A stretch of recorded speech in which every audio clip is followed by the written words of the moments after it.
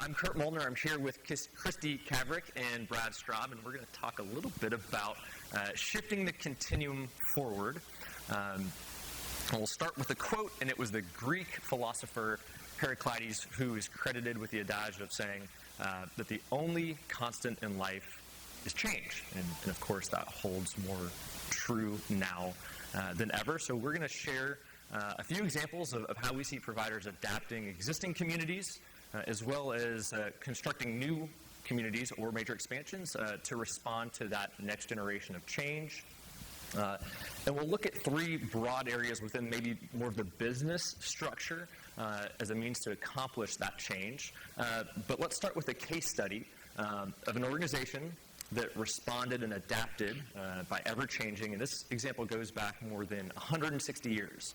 So it'll be really interesting to see if any of you all might know the organization that we're talking about. And they started as the home for the aged and indigent women. That was in 1858. But again, change, keeping up with change. They wanted to modernize. So in 1864, they became the Old Ladies' Home, which is maybe my favorite name of theirs. And 1864, that's the year before Lincoln got reelected. So we're going way back here, right? There's maybe a few differences between now and then.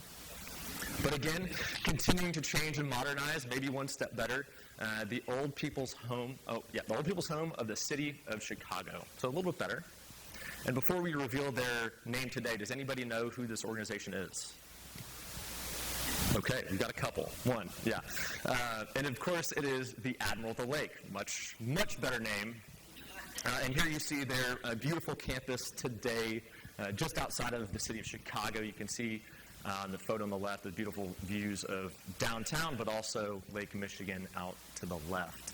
And that history of service and providing care is truly something to be proud of, right? More than 160 years.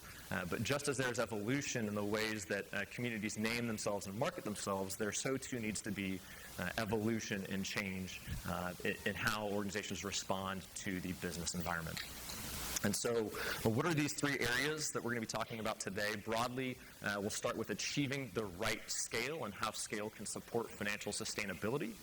Next, we'll go into product segmentation. Really, that's all about variety and offering new and different types of product, again, to meet that ever-changing consumer expectation. And then finally, optimizing the business model. We'll touch on rebalancing the continuum, modifying how we see healthcare being delivered in the future, as well as adapting of physical plants. So we'll start with scale. And many of you all, and potentially your residents, when you think of scale, this is what you think of. Oh my gosh, they want to cram us in there like sardines. We're going to be living on top of one another. And that can be scary, right? And it's a totally rational, maybe fear or thought to have.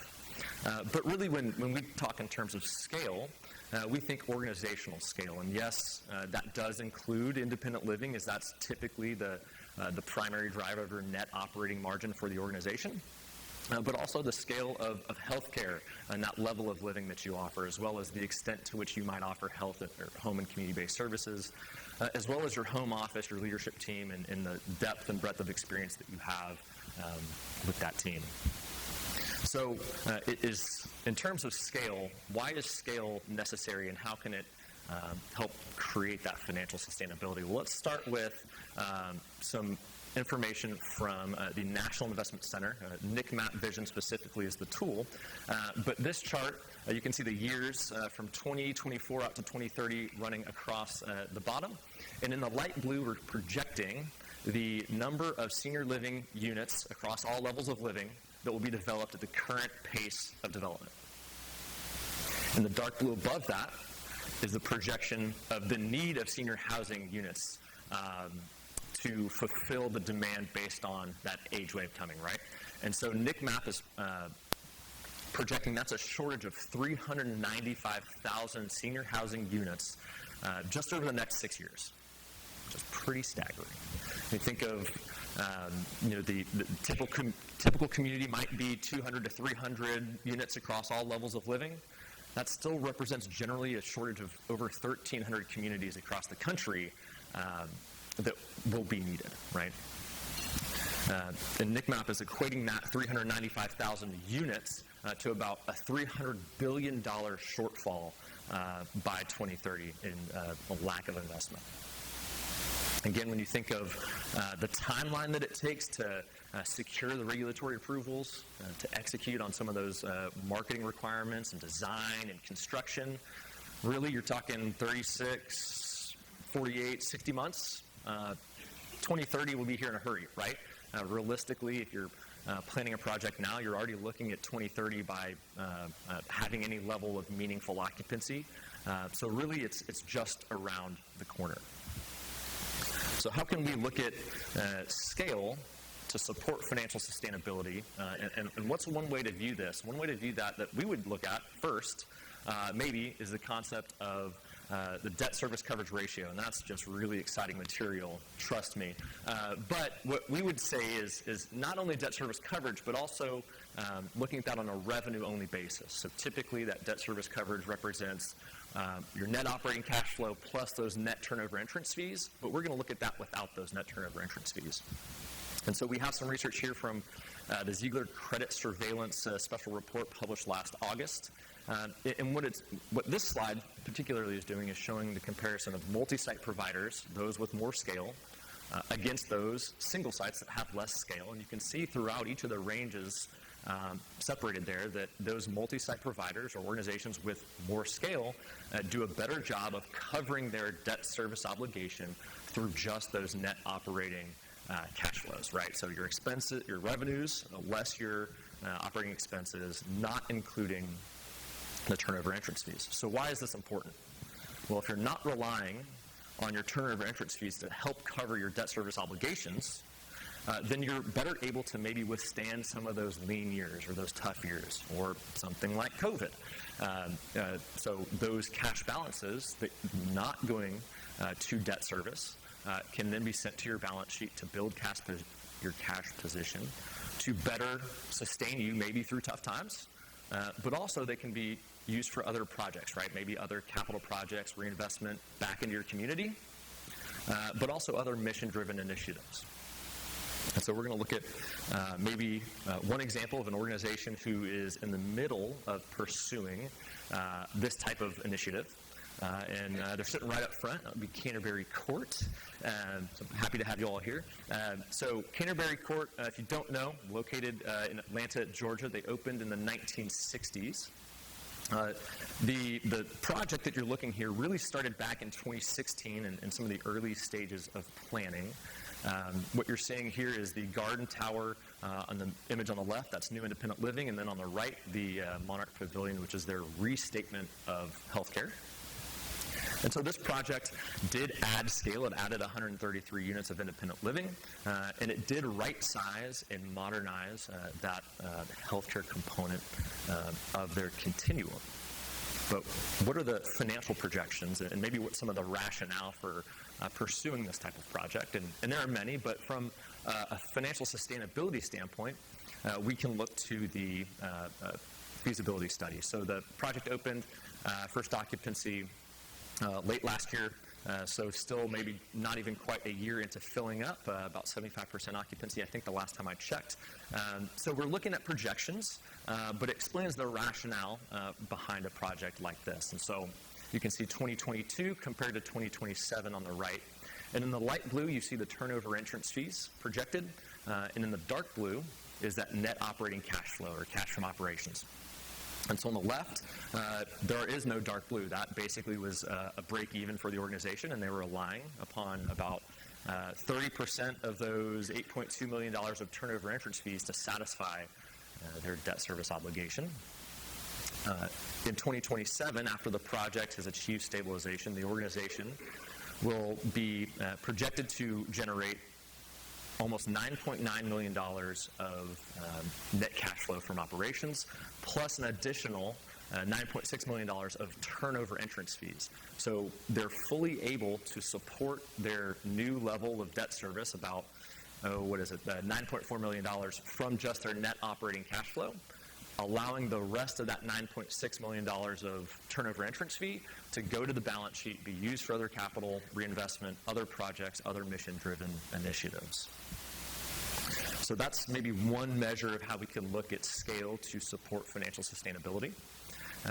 Another way to maybe consider scale that's supportive of financial sustainability is to think of your organization or your community as a portfolio of goods, right? And what's the first thing you learn about portfolio management or investing money is you want to diversify. You don't want to be too overweight in any one investment or asset.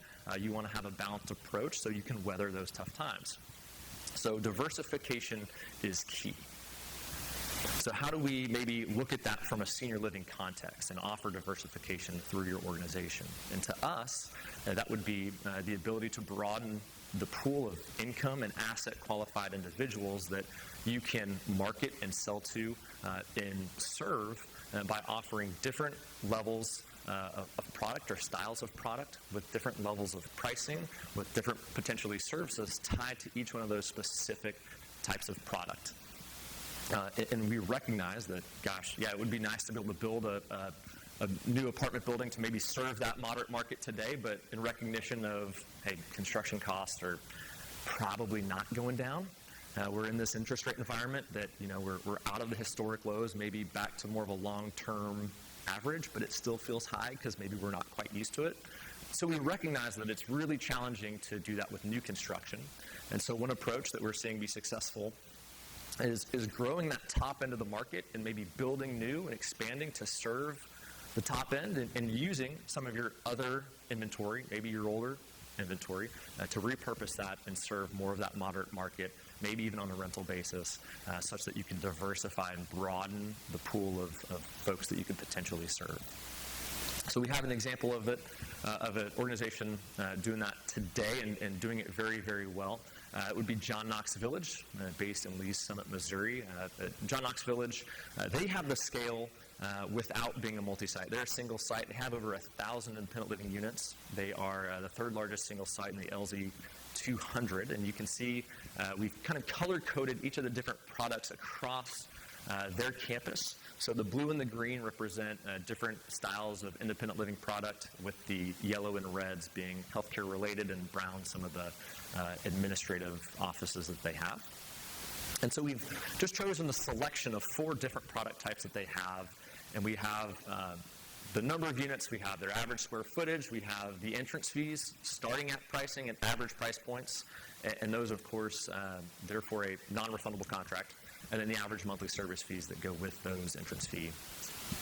So we'll first look at the Meadows project. This is a 2-phase project most recently concluded in December of 22, opened then and filled to 100% occupancy in less than, I believe it was 12 months. And so this is new construction serving the top of their market. You can see they're starting at $200,000 with an average of a $260,000 entrance fee. So they recognize, hey, we're going to serve this top of the market through new construction. The next example is the courtyard buildings, and they have a couple of those. And so we'll look at the courtyard. They have 150 units that are about 870 square feet. So they're smaller than those brand new Meadows apartments, averaging $200,000. And just, I think, a couple months ago, late April, they closed on a financing with Ziegler to fund the construction of the Courtyard E building. You can see there it's going to be 52 units at 975 square feet. So again, it's smaller than the Meadows, but it's again above the older Courtyard product that they have. So they're kind of filling a void in maybe some of their offerings and better diversifying some of the sizes that they have. Finally, they've taken some of the maybe smaller product on campus, not demolishing it, knocking it down, but rather repurposing it and offering it as a rental product. And so this is one of those examples. They have many on campus, but this is the Villager Apartments. You can see they've got over 500 rental apartments on campus with about a 630 square foot average. Again, smaller than maybe the newer construction, but still meeting a need in the market and serving a demographic that's important to them. And there you can see the no entrance fee, but with a $2,400 monthly service fee. So again, we feel like this is a great example of an organization that's able to expand and achieve the right scale, but also diversify to attract and serve a broad number of individuals. So with that, I will turn it over to Kristi, and she's going to share a few examples of maybe new campuses and expansions and how organizations are executing on those. Thank you. Good morning, or almost afternoon. So we're often asked what we think this next generation of seniors are going to want. And if you've been listening at all this morning, what is the main theme of the morning? What are seniors going to want? Choice, right? So I get the fun job of explaining and sharing some examples of new campus developments and expansions to show you how exactly providers are implementing those choices. First of all, Mallory mentioned this morning in her discussion about offering choices in residential living. And this is really interesting. I even was surprised when we made this slide to see how this has changed. If you look 10 years ago at the developments that Greystone was involved in, you can see in our developments and new campus expansions that 97% were still residential living apartments. So your choice was 1 bedroom or 2 bedroom. That's your choice.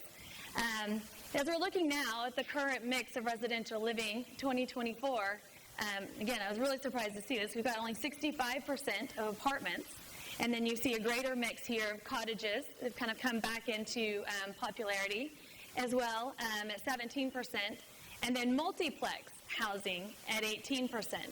And multiplex can also be hybrid homes and some of those other terms that Mallory mentioned this morning, and we're going to delve into that a little bit more and what a hybrid home is and what that means as we go along this morning.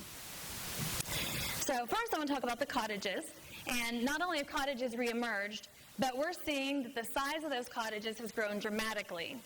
This is the Farms at Bailey Station in Collierville, Tennessee, and it's an extreme example of how the sizes of those cottages have grown over time. And if you look at this inventory, they've got apartments, 176 apartments, ranging in size from 800 square feet to 2,000 square feet. And then you see you've got townhomes and garden homes, 63 in total. And look at the size of those. We've got 2,500 square feet to 3,000 square feet on those townhomes. Those are duplexes. And then standalone cottages ranging in size from 2,500 square feet all the way up to 4,000 square feet. And we're talking 3-4 bedroom configurations in those cottages. So, and if you look at this mix, then you've got those cottages and townhomes comprising a quarter of their inventory and their independent living on campus. Those cottages and townhomes were built in phases by a home builder as they were sold. So just wanted to share that example. The farms opened in November of 2021. Now I'll get back. I mentioned talking about these hybrid homes, and there's a big discussion right now, and what exactly is it? And I'll say it's evolving. This is an example of kind of the original concept of a hybrid home. This is probably from about 10 years ago, so it's not a new concept, but we're certainly seeing it becoming a greater component of residential living, and a lot of different creative evolutions of how these are being developed and built and utilized on campuses. Hybrid home was built out of a desire to kind of combine a lot of the advantages of a cottage while not taking up so much valuable land space on site.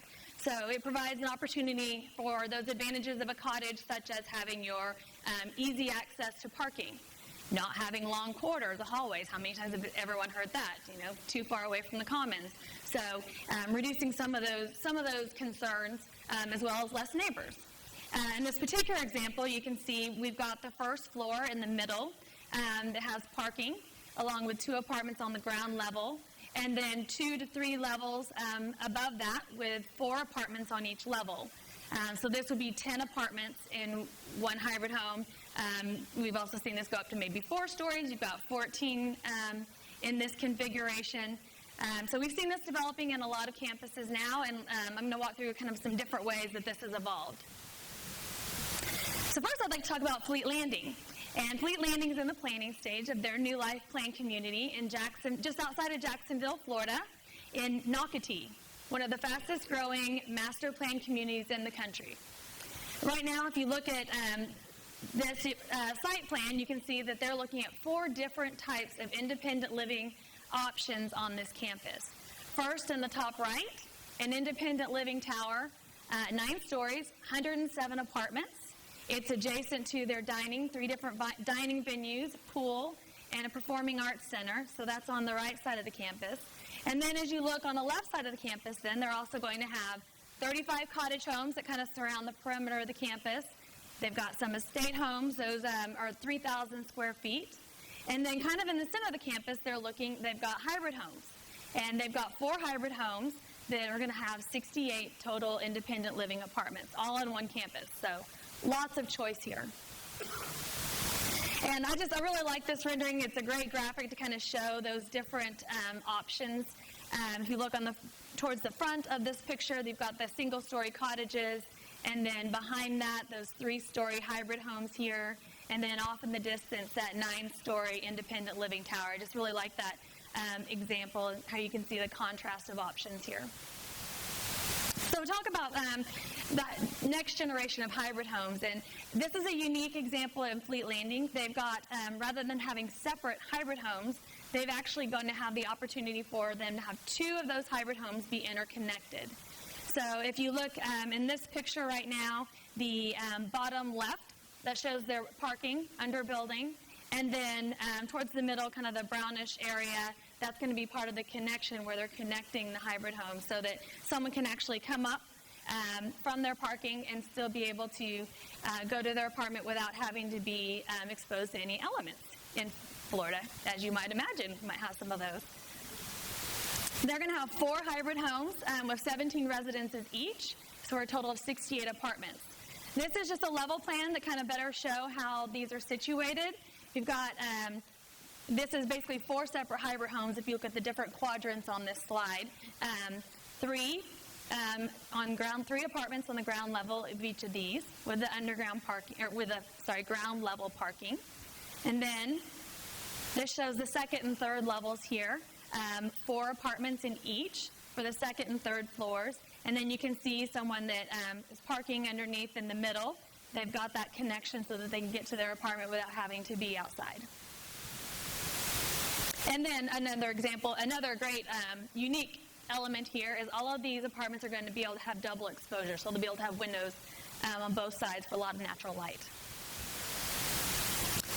So despite the growth in apartments and cottage sizes, as we look at the communities that Greystone's been working with over the past 10 years, we are not seeing a correlating increase in the size of the common spaces. So that's also something unique you might think about as we see some of those other elements increasing. Really, the commons are staying the same, but we're seeing a reallocation of how those spaces are being used. Again, and we'll get into how that's helping with offering choice. Most notable areas, no surprise, and we've already talked about some this morning in dining and with a focus on wellness and fitness. And, you know, it's not new. It's not a new concept as we've seen dining evolve over the last 20 years from those giant, big formal dining areas, which are shrinking now to make way for opportunities to have casual dining or even pubs or bars, bistros. So we'll talk about through some examples of how providers are doing that. And then, of course, as we get into wellness, talking about how providers are providing more definition and more thoughtfulness in intentionality and how those wellness centers are able to meet the needs and desires of the next coming population. It's no longer, 20 years ago, it was, well, we'll just make a room and we'll put a treadmill and a stair stepper in there and everyone will be happy. We'll take a picture for marketing and we offer wellness. Much more thought and intentionality in those spaces now. So first I'd like to talk about Jefferson's Ferry, and this is in Long Island, New York, and they have been working on an expansion and repositioning plan for the last several years, and they're a great example of providing multiple dining venues, and part of the new expansion has been the development and opening of 2 new dining venues for Jefferson's Ferry. So you can see the options here. They've got the Colonnade Room, which is for fine dining. The Pub and Grill Scooters, that is new as part of the expansion plan. And as well, they've got a marketplace now, which will offer opportunities for pizza, salad, sandwiches, as well as grab and go, so someone can just come by and Marketplace Express, take something and take it on their way. And then they've also got a destinations dining venue, which offers different regional and international cuisine with an evolving menu over time. In addition, we're working on a healthcare renovation there, and part of that will include another dining venue in the healthcare area with bistro there, so another option.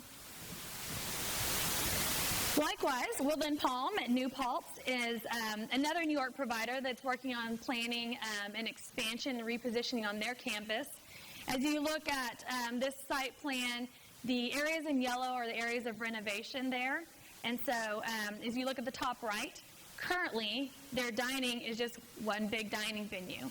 So we're looking at opportunities to split that up to offer multiple options, casual dining, there'll be formal dining, a bistro, cafe area, and then as well a dining veranda. They're expanding to add a performing arts center, and then also expanding their wellness and fitness on the other side of the campus. Woodland Pond is full and has a wait list, so they're also looking for opportunities to expand their independent living. The way they've been able to do that is they've had to acquire land adjacent to their current property, and their new development is going to include hybrid homes. So they're looking at adding 3 new hybrid homes with 18 residences each for a total of 54 apartments. That'll offer a new product to that campus. And then they're planning to have a clubhouse there that will offer more dining venues and opportunities for socialization. Now, to make a shift in talking about wellness, this is the outlook at Wind Haven in Plano, Texas, from Forefront Living. And Plano is about 30 minutes from here, and they're under construction right now and opening in phases this summer and this fall. And just want to provide an example of how they're looking at their wellness center and what's being developed there. And you can see they've got very specific spaces with yoga, dance studio, segregated locker rooms. There's going to be a fitness center for cardio and strength training, as well as a therapy gym, and then that'll all have access to the pool and hot tub area.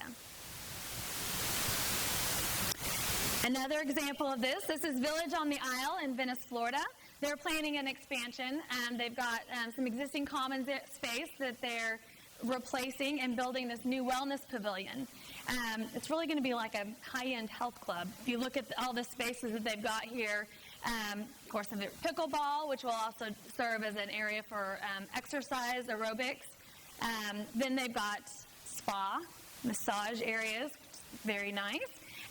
And then you can see then, of course, a bar, dining, outdoor dining, and this will all lead down to an outdoor pool as well. And so just another, this image at the top right here showing kind of how the pool is adjacent to the wellness center. They are also adding hybrid homes on this campus, and they're adding 54 apartments. So one of those will be adjacent to this wellness center. Another example, and I think this is interesting, reconfiguration and expansion of dining and fitness. We're not just seeing that in older communities, but Riverwoods at Durham is actually just opened in 2020, and they're currently planning a phase 2, which will include remodel of their wellness and an expansion of their dining. Really, after the opening, they found an increased demand and utilization had exceeded the current design.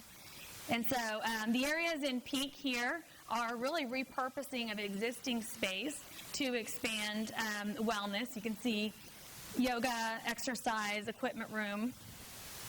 And then this picture shows the change in the dining and the expansion and reconfiguration of their dining space in pink. Additionally, like Woodland Pond, Riverwoods has also bought adjacent land where they're introducing the new product type and adding, you guessed it, hybrid homes. And so they're adding 48 independent living residents in 3 hybrid homes. You can see each one will have 16 apartments, and then it'll be situated around their new clubhouse as well.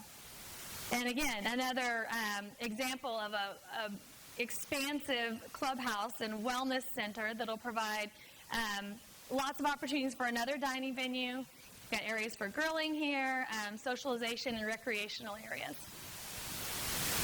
And so now Brad's going to discuss how some providers are looking to optimize the business model in new developments and expansions. Great. Thanks, Kristi. So, Kurt talked a little bit about how providers and what the benefits are of gaining scale. Kristi talked about the increasing variety from a segmentation standpoint, offering more independent living residence options, as well as looking at how do we repurpose our commons. What I'm going to spend some time getting into more specifics are, one, how are providers responding to what the reality is, some of it with the changing utilization of healthcare, also understanding the impact of changing margins. And so how are they looking at optimizing the business model? And we're seeing, three primary areas that organizations are looking at as they are reevaluating their business model. One, we're seeing a rebalancing of the continuum of care. That's including, expanding independent living so that independent living is a greater percentage of the overall both unit mix and the revenue mix. But that also includes introducing new levels of living. So looking at and saying, are we serving all of the needs of the residents, or do we need to look at filling gaps in the continuum of care? We're seeing a redefinition in the delivery of healthcare services, everything from downsizing or right-sizing nursing to converting the existing, perhaps nursing or assisted living product to a high acuity assisted living, expanding memory support, and also looking at new campus construction, without healthcare or without nursing. And then finally, we're seeing, there's been a lot of investment in the last several years in existing product, whether it be new, assisted living, nursing, memory care. And so a lot of organizations are saying, we don't necessarily want to invest in the whole new construction of new healthcare units, whether it be assisted living or others. And so we are seeing a number of providers that are saying, how do we adapt our existing physical plant that we may have recently invested to bring some of the larger apartment styles, perhaps to get the walk-in closets, the washers and dryers in the kitchen. And so we'll share a couple of examples of that. The first part, a number of organizations are just facing a fundamental challenge to their existing business model that is requiring that you have to make a change, that maintaining the status quo is not an option. And we're seeing a lot of that among organizations that are heavily weighted to the healthcare side. One such organization is Fairview. It's the Oddfellows Home, a 130-year-old organization that's located in Connecticut. And, Fairview, as you look at the organization today, they have a beautiful location along the Thames River. For those of you who may or may not be familiar, it's outside of New London, so the U.S. Eastern Fleet of the Submarine Nuclear Base is based there. The Coast Guard Academy is right across the river from them. They are principally a nursing provider, 110 nursing beds, 85% Medicaid, and 40 cottages. Their first step that they looked at and how do they transform from being a healthcare provider was in the mid-2010s. They introduced 40 independent living cottages. But as you look at the overall campus as a whole, more than almost two-thirds of their product is healthcare from a unit mix perspective, and only, about a third was independent living. They recognize that the business model today, they're breaking even from a cash flow perspective, but they're struggling like many healthcare providers. And so as they look at planning for the future, they're really looking to say, how do we invert that business model mix to where residential living, private pay product is the majority. And so you can see as part of their expansion and redevelopment plans that they'll be constructing additional independent living, so that independent living represents about 80% of their product, and then introducing new assisted living and memory care, which isn't currently offered on the campus. Now, right now, they're one of the organizations that has said, we're going to take the drastic step to actually completely eliminate nursing from our campus today. So that is something that, as an organization, they have a 130-year history and have adapted over that time. But for them, they say, we're at that existential point that for us to survive for our next 130 years, we have to make a critical change.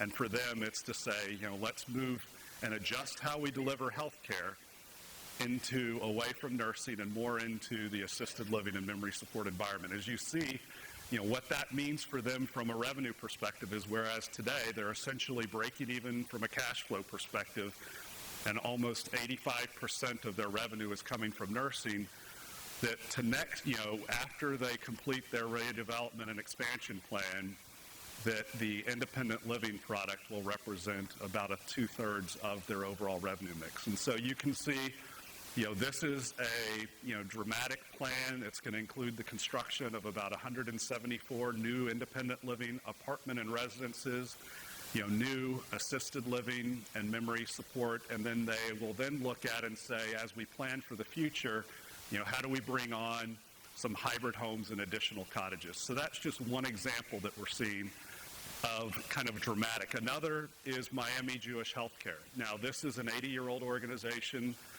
They are a healthcare organization. They have the largest PACE program in Florida with over 5,000 participants in their program. They operate a 440-bed nursing home. They are the largest nursing home provider as well in the state of Florida. For those of you that are familiar with, and nursing and reimbursement rates, they're losing money on the nursing. Just think from the operations perspective, they have 15 different distinct nursing units spread across 3 different buildings. And so for them, they're looking at how do we have to change. Now, in the 80s, they added some rental independent living, and in the early 90s, they added some assisted living product, but they really do not have the traditional entrance fee-based healthcare. And so they're looking at and saying, how do we bring on, still maintaining the reputation that we have, but being less reliant on government reimbursement. And so they're going to be constructing a new independent living tower and 2 of the garden homes or manor homes that will add 192 new entrance fee-based independent living product. They're actually going to be converting to a traditional life plan community, so CCRC, and then downsize their skilled nursing into a single location, really plan to serve their PACE resident population that they have on the Miami campus, as well as the short-term rehab needs of the campus residents. So they'll go from 440 to approximately 108 nursing beds.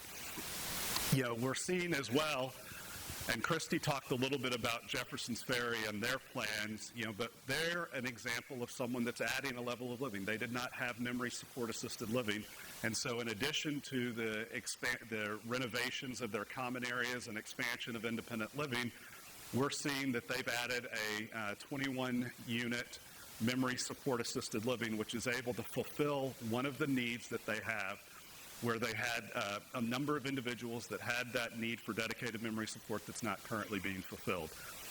So as we look at, transformation from the business model, we'll share a couple of different examples.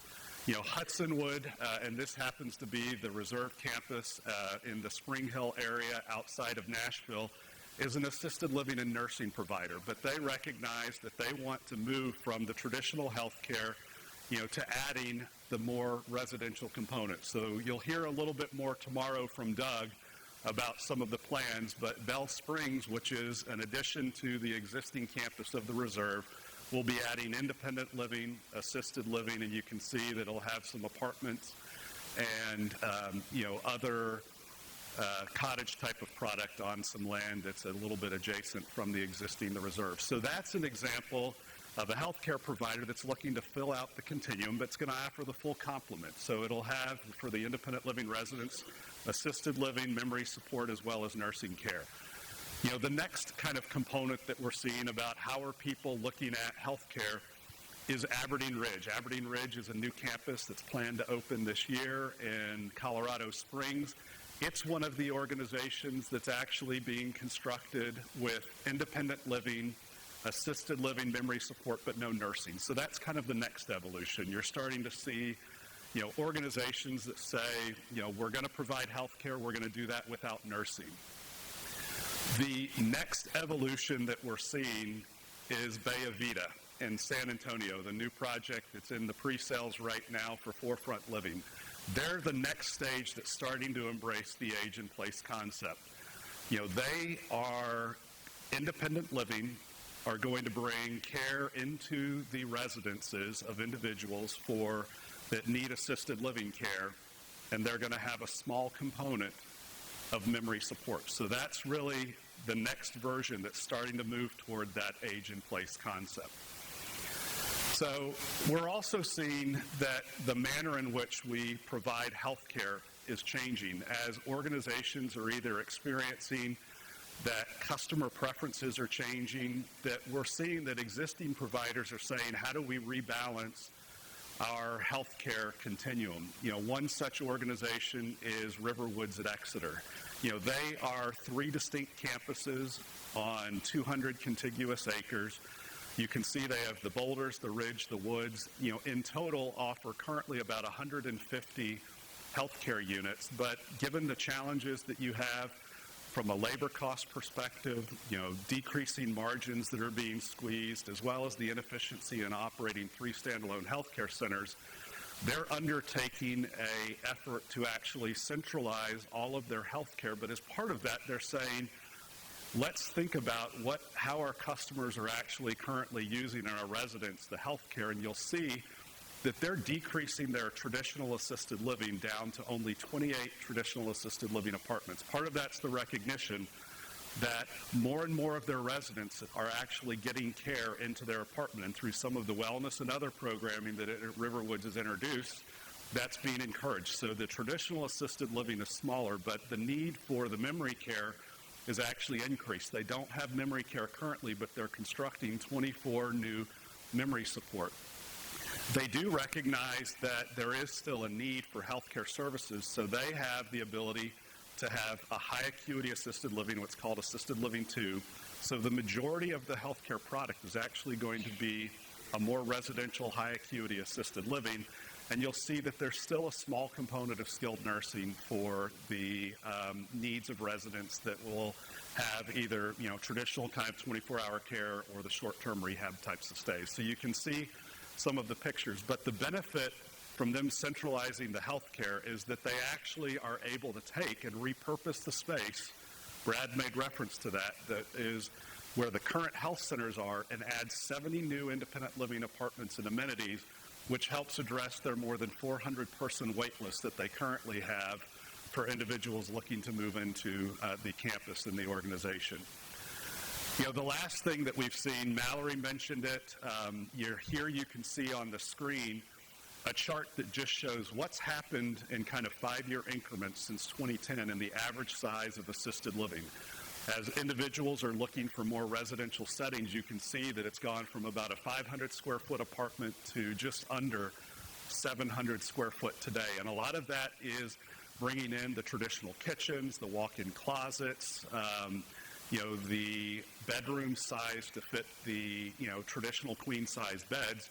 And a question that a number of providers have is, how do I address that with an existing dated product? And so what we're seeing is that a number of organizations are saying, how do we adapt our existing physical plant to help create larger apartments? This is an example of an organization that had the smaller studio assisted living, but to create a 1-bedroom apartment is combining 2 assisted living units to create a 500 square foot 1-bedroom apartment. To create a 2-bedroom is creating 3. So that allows them to offer a larger apartment without having to necessarily go through the process of demolishing and reconstructing a new product.